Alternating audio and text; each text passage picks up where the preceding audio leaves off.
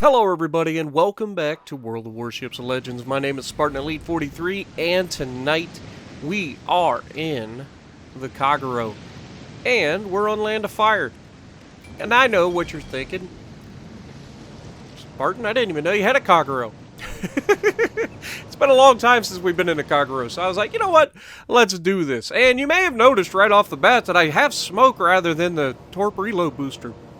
And that's solely because I completely forgot about the torp reload booster when I first started playing the Kagero. I forgot that they added that ability.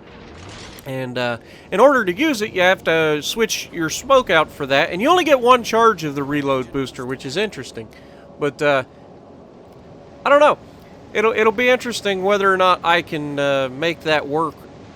But I did switch it out after this game. And I ended up accidentally using it when I tried to pop smoke because I forgot I didn't have smoke. So, yeah, it's kind of a frustrating thing.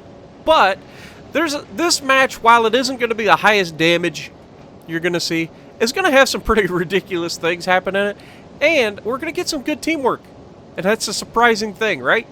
Getting good teamwork. So right away, I'm in a Kagero. We're on Land of Fire's domination. What do?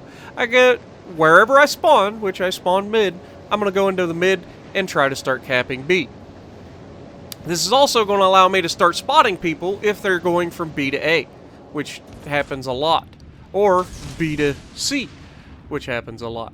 So you can see here I'm kind of like trying to assume where I think somebody may come from. And I'm going to immediately see smoke pop up on the other side of the island and regret life choices, which is where the torp reload booster would come in handy. But because I have a cruiser with me, I go ahead and start attacking the Z-3.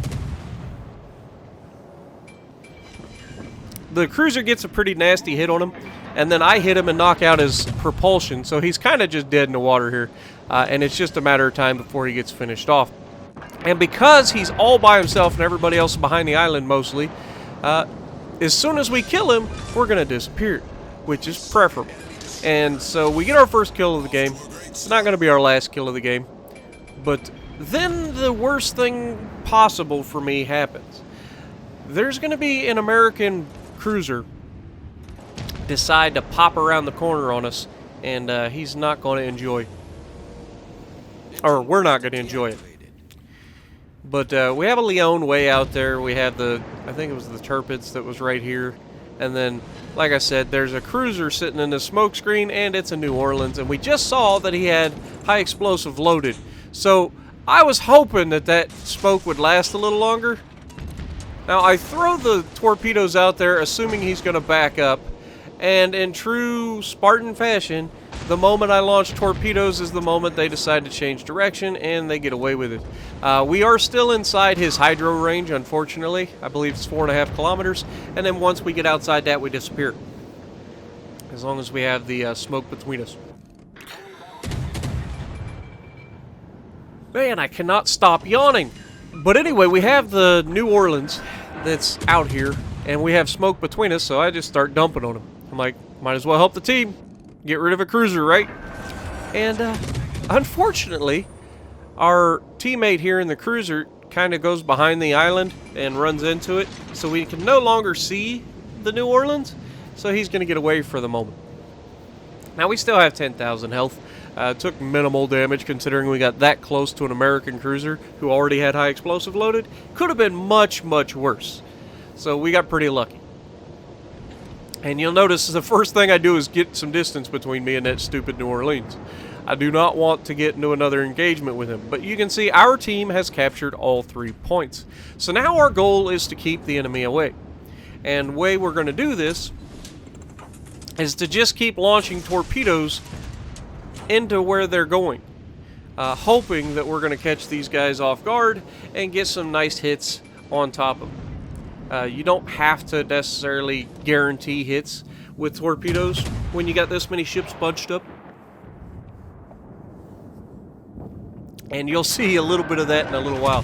You're going to see probably what I would consider one of the most ridiculous torpedo salvos, not from a damage standpoint, but just for the amount of chaos it causes.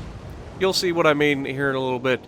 But you see, we started dumping on the New Orleans as he's sailing away. And this is kind of a dumb play because everybody that's there is now going to focus me. And you can see the Kutuzov immediately starts targeting me. I slow down, I avoid the first salvo, time to get moving again.